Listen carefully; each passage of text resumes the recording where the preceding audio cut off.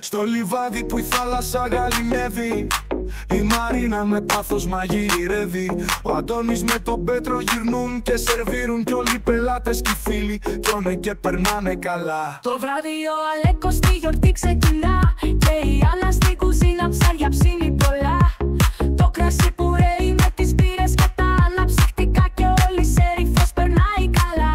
Μαρίνα, Μαρίνα, πρωινό μαγειρίο που μετρά. Όλοι έρχονται εδώ και κανείς δεν μένει παραπονεμένος.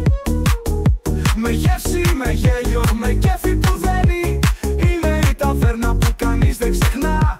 Μαρίνα, Μαρίνα, το είναι ο μαγειρίο που μετά. Όλοι έρχονται εδώ και κανείς δεν μένει παραπονεμένος. Με γεύση, με γέλιο, με κέφι που δένει, είναι η ταβέρνα που κανείς δεν ξεχνά.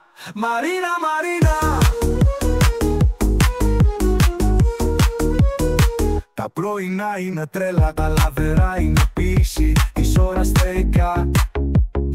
Τα ορευτικά ιστορία και με το φαγητό και το τραγούδι. Τα πρωινά και τα βράδια γίνονται μαγεία. Μαρίνα, το είναι ο μαγειρίο που μετρά. Όλοι έρχονται εδώ και κανείς δεν μένει παραπονεμένος. Με γεύση, με γέλιο, με κέφι που δένει, είναι η ταβέρνα που κανείς δεν ξεχνά.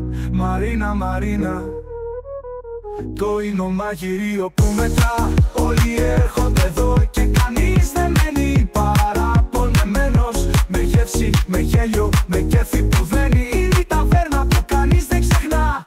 Μαρίνα, Μαρίνα.